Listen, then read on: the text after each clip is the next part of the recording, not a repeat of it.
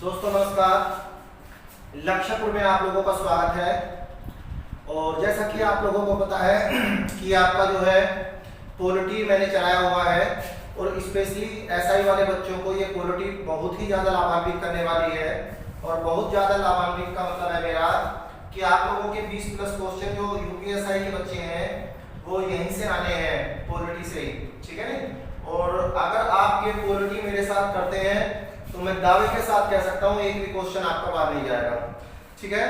तो मैंने इसका जो है आप लोगों को संविधान सभा कराया था और संविधान सभा में कुछ फैक्चुअल इंफॉर्मेशन जो सारी टोटल कॉन्सेप्चुअल इंफॉर्मेशन थी, जो कॉन्सेप्चुअल था, जो कॉन्सेप्ट थे वो मैंने सारे आप लोगों को बताए। उसके साथ साथ कुछ फैक्चुअल इंफॉर्मेशन भी आप लोगों को दी। मैंने बिल्कुल स्टार्टिंग से आप लोगों को संविधान सभा के बारे में बताया कि संविधान सभा कब का विचार सबसे पहले किसने दिया, एम.एन. राय ने 1934 में दिया। किस योजना के आधार पर संविधान सभा बनाई गई, कितने संविधान सभा में सदस्य थे, कोई अकेली महिला सदस्य, कितनी टोटल महिला थी, पहली संविधान सभा की बैठक में कितनी महिलाएं थी, पहली संविधान सभा की बैठक हुई कौन कब हुई, उनके अध्यक्ष कौन थे, सब कुछ आप लोग पढ़ चुके हैं। तो अब हमें जो है इसमें कुछ आगे देखना है। जो संविधान सभा का कुछ पार्ट बच गया वो मैं आप लोगों को इसमें जो है कंप्लीट करा दूंगा। उसके बाद आपकी संविधान सभा जो है वो फिनिश हो जाएगी और फिर उसके बाद हम आगे सीधा पढ़ेंगे प्रस्तावना जो कि आपका जो है प्रथम पेज जो मैंने आप लोगों को बताया था कि 13 दिसंबर 1946 में उद्देशिका एक उद्देश्य प्रस्ताव रखा था जवाहरलाल नेहरू ने संविधान सभा के सामने, लेकिन वो उसको माना गया 22 जनवरी 1947 में, ठीक है। तो वही वो जो उद्देश्य प्रस्ताव था वही उद्देश्य प्रस्ताव बाद में प्रस्तावना बन गया और उसमें संविधान के उद्देश्यों को दर्शाया गया है। क्या है प्रस्तावना का मतलब है कि संविधान में जो उद्देश्य है, संविधान का स्ट्रक्चर कैसा है, वो सारी चीजें प्रस्तावना में दिखा दी गई है शॉर्ट रूप में। तो वो एक पेज जो है वो संविधान, हमारी जो संविधान की मूल प्रति है, किताब है संविधान की, उसकी स्टार्टिंग में ही पेज लगा हुआ है प्रस्तावना का। और वो प्रस्तावना कहां से ली गई है वो आप लोग समझ गए, ठीक है। वो जवाहरलाल नेहरू ने 13 दिसंबर 1946 में संविधान सभा के सामने उद्देश्य प्रस्ताव रखा था, ठीक है। उसी उद्देश्य प्रस्ताव के बारे में फिर उद्देशिका यानी कि उद्देश्य, इसे ही उद्देशिका भी कहा जाता है, ठीक है। तो ये जो उद्देशिका का जो विचार यानी कि प्रस्तावना का जो विचार है ये कहां से लिया गया, प्रस्तावना की भाषा कहां से ली गई है, प्रस्तावना में कौन-कौन से वर्ड कहां से लिए गए हैं, ये सारी चीजें हम प्रस्तावना में आगे पढ़ने वाले हैं, ठीक है। तो चलिए हम जो है जो इसमें पार्ट बचा हुआ है उसे सुन लेते हैं संविधान सभा में। तो देखिए संविधान सभा ने एक तो क्या था कि संविधान सभा जो थी, संविधान सभा ने संविधान बनाने का भी कार्य किया। 15 अगस्त 1947 में हमारा देश आजाद हुआ। 1946 में 9 दिसंबर 1946 में पहली बैठक हुई, ठीक है नहीं, किसकी, संविधान सभा की। लेकिन साथ साथ इसी संविधान सभा ने सरकार भी चलाई, क्योंकि अंतरिम सरकार का गठन कर दिया था 2 सितंबर 1946 में। अंतरिम सरकार का गठन हुआ किसके आधार पर, उसी कैबिनेट मिशन के आधार पर। जो कैबिनेट मिशन आया था जिसके आधार पर यह संविधान सभा बनी थी, तो कैबिनेट मिशन योजना के आधार पर 2 सितंबर 1946 में एक सरकार का भी गठन किया गया। और पता है क्या किया ब्रिटिशों ने, अंग्रेजों ने क्या किया कि जो संविधान सभा चुनकर आई थी, मैंने बताया था कि आप लोगों को 389 सदस्य टोटल चुने जाने थे, उसमें से 296 पर चुनाव हुआ, 93 पर जो देसी रियासतें थी उन पर चुनाव नहीं हुआ था। फिर उसमें से मनोनीत हुए वो देसी रियासतें थी जो राजाएं महाराजाओं की थी, ठीक है। तो उनमें से मनोनीत, तो ये सारी चीजें तो मैं आप लोगों को बता चुका हूँ। जो क्वेश्चन बनते हैं वो सारी बातें मैं आप लोगों को बता चुका हूँ। तो कैबिनेट मिशन योजना के आधार पर ही 2 सितंबर 1946 में उस संविधान सभा में से ही कुछ लोगों को मंत्री बना दिया गया, ठीक है नहीं, उन्हीं लोगों को सरकार में बिठा दिया गया जो लोग संविधान सभा के चुनकर आए ना। जो आप लोगों को मैंने बताया संविधान सभा के लोग कहां से चुनकर आए थे, जो राज्यों की विधानसभाएं थी, उन विधानसभाओं के जो विधायक थे उन विधायकों ने वोट दी। इसलिए कहा जाता है कि अप्रत्यक्ष मत प्रणाली के द्वारा उनका चुनाव हुआ। 10 लाख व्यक्तियों पर एक व्यक्ति चुना गया था, ठीक है। तो ये बात तो आप लोग समझिए। लेकिन उन्हीं लोगों को सरकार में बिठा दिया गया और उन्हीं से कहा कि आप लोग सरकार चलाइए, ठीक है। और उस सरकार के सभापति जो है सभापति वायसराय बना दिए गए, यानी कि जो सरकार थी उस सरकार के सभापति थे वायसराय। वायसराय जो वायसराय हुआ करते थे जो इंग्लैंड से ही आते थे, ठीक है। ब्रिटिश गवर्नमेंट में जो वायसराय थे, तो सभापति तो वायसराय को बना दिया गया और उप सभापति किसे बना दिया गया?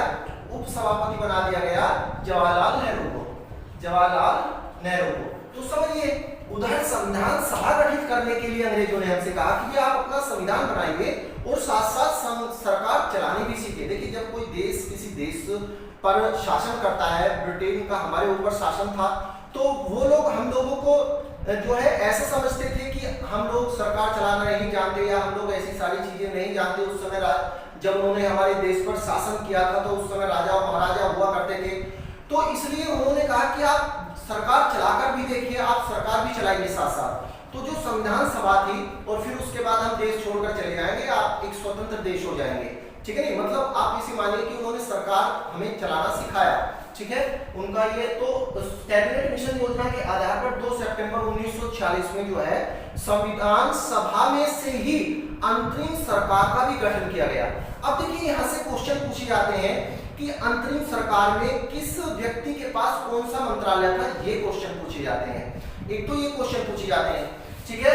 तो एक तो मैं अब आप लोगों को पढ़ाने वाला हूं मंत्रालय के बारे में। अब देखिए, 1946 के अंदर जो है, 1946 के अंदर अंतरिम सरकार का गठन हो गया।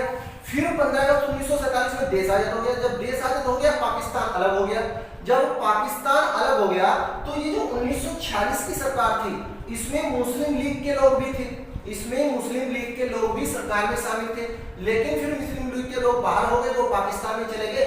तो इसलिए 1947 के बाद 1947 के बाद मंत्रालय में कुछ चेंजेस हुए, वो भी क्वेश्चन एग्जाम में पूछे जाते हैं। तो उन्हें भी मैं आप लोगों को बताऊंगा कि किस मंत्रालय का मंत्री कौन था।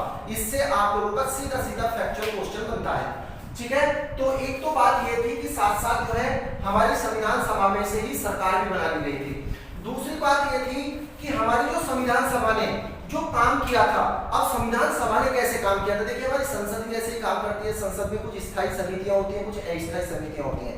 उन समितियों के माध्यम से काम करती है। तो इसी तरीके से संविधान सभा ने भी समितियों के माध्यम से काम किया था। तो कुछ समितियां थी, जैसे आप लोगों ने उसमें से एक बहुत महत्वपूर्ण समिति प्रारूप समिति पढ़ी, और प्रारूप समिति के मैंने सारे आप लोगों को सदस्य याद कराए, अध्यक्ष सहित सदस्य 7 सदस्य मैंने आप लोगों को अध्यक्ष सहित याद कराए। लेकिन आप लोग और समितियां कुछ है, उन समितियों के आप लोगों को केवल अध्यक्ष याद करने हैं, उनके सदस्य याद नहीं करने हैं। आप लोगों को इतना काम करना है जितना एग्जाम में आता है, उससे बाहर एग्जाम में कुछ नहीं आता है, ठीक है। नहीं, जो मैं आप लोगों को कराऊंगा उसके बाहर एग्जाम में कुछ नहीं आने वाला है, ठीक है। तो इसलिए आप लोगों को जो है समितियों के अध्यक्ष और जो अंतरिम सरकार बनी थी, उस अंतरिम सरकार के जो है मंत्रालयों के मंत्री कौन थे, किस व्यक्ति को कौन सा मंत्रालय दिया गया था, ये सारी चीजें ही आप लोगों को मैं अब याद कराने वाला हूं, मैं आप लोगों को पढ़ाने वाला हूं, ठीक है। तो देखिए, तो मुझे लगता है कि आप लोग समझ तो गए होंगे, ठीक है। तो देखिए, सबसे पहले मैं आप लोगों से बात करता हूं समितियों के बारे में। तो समितियों के बारे में देखिए, मैं आप लोगों को समितियां भी इस तरीके से याद कराऊंगा कि जैसे पता क्या था, एक एक व्यक्ति कई समितियों के अध्यक्ष थे। तो आप लोग उसे बिखराव में ना करके, ये होती है ट्रिक्स, उन्हें जो है एक व्यक्ति अध्यक्ष किन किन समितियों का था, उन सारी समितियों को एक जगह लिख दिया जाए, ठीक है। तो देखिए, राज्यों के लिए समिति, राज्य संबंधित समिति थी, इसके अध्यक्ष कौन थे? पहली समिति है ये, ठीक है। एक दूसरी समिति थी संघीय संविधान समिति,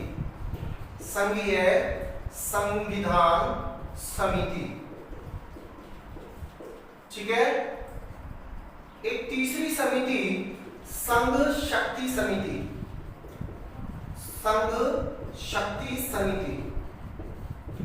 ठीक है।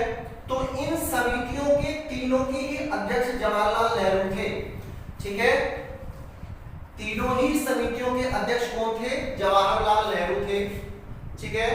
एक चौथी समिति आप लोग कहेंगे प्रांतीय संविधान समिति,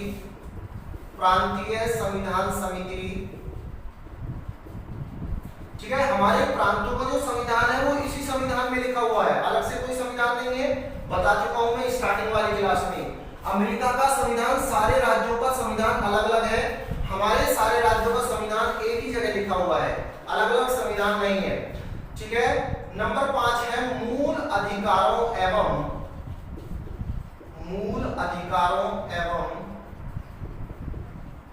अल्पसंख्यक संबंधी समिति। अल्पसंख्यक संबंधी समिति, ठीक है, इन दोनों के जो अध्यक्ष थे वो सरदार पटेल थे। सरदार वल्लभ भाई पटेल जी आप लोग जानते हैं, जिनकी विश्व की सबसे ऊंची मूर्ति गुजरात में बनी हुई है। किस नदी के किनारे बनी हुई है ये आप लोग मुझे कमेंट में बताएंगे। ठीक है, चलिए अब देखिए इसकी ये जो 5वीं समिति है इसकी एक मूल अधिकार उप समिति भी है। मूल अधिकार उप समिति इसके अध्यक्ष थे कौन? जेबी कृपलानी।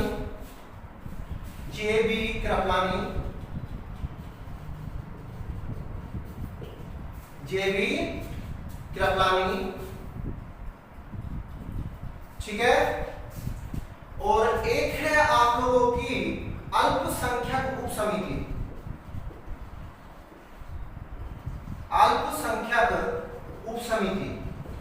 इसके अध्यक्ष थे एच.सी. मुखर्जी।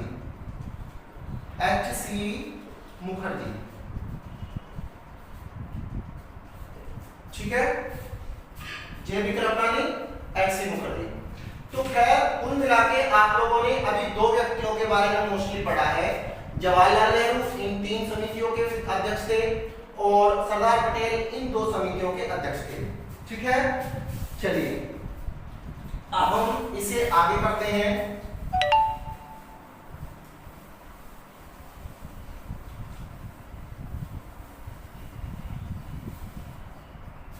अब देखिए अगली समिति का जो नाम है, एक समिति रियासत समिति, एक समिति है रियासत समिति, एक समिति है प्रक्रिया नियम समिति, एक समिति है संचालन समिति। इन तीनों समितियों के जो अध्यक्ष थे वो डॉक्टर राजेंद्र प्रसाद थे, जो भारत के पहले राष्ट्रपति थे। ठीक है, डॉक्टर राजेंद्र प्रसाद इन तीनों समितियों के अध्यक्ष थे। और भैया जो एक और बड़ी समिति, ये सारी समितियां इन्हें बोलते हैं बड़ी समितियां, आप इन्हें कह सकते हैं। ठीक है, मोस्टली समितियां यही थी। और एक आप लोग प्रारूप समिति के अध्यक्ष डॉक्टर अंबेडकर, इनके बारे में मैं आप लोगों को बता चुका हूं। तो ये सारी आप लोगों की बड़ी बड़ी समितियां थी। क्या थी ये? बड़ी बड़ी समितियां थी। ठीक है, अब हम कुछ बात करते हैं छोटी समितियों के बारे में। किसके बारे में बात करते हैं? छोटी समितियों के बारे में हम बात करते हैं। ठीक है, ये बड़ी समितियां आप लोग सारी पढ़ चुके हैं। तो कुछ छोटी समितियां जिनसे जो है सवाल आते हैं उन्हें देख लीजिए आप लोग। ठीक है, तो देखिए छोटी समितियों में जो है सबसे पहले आप लोग एक समिति देखेंगे। सबसे पहले देखेंगे झंडा समिति। तो झंडा समिति जो हमारा राष्ट्रीय ध्वज समिति, ठीक है, तो झंडा समिति के अध्यक्ष डॉक्टर राजेंद्र प्रसाद जी थे। डॉक्टर राजेंद्र प्रसाद। ठीक है, एक दूसरी समिति थी सदन समिति के अध्यक्ष थे कौन? पट्टाभी सीतारमैया। ठीक है, एक तीसरी समिति थी संविधान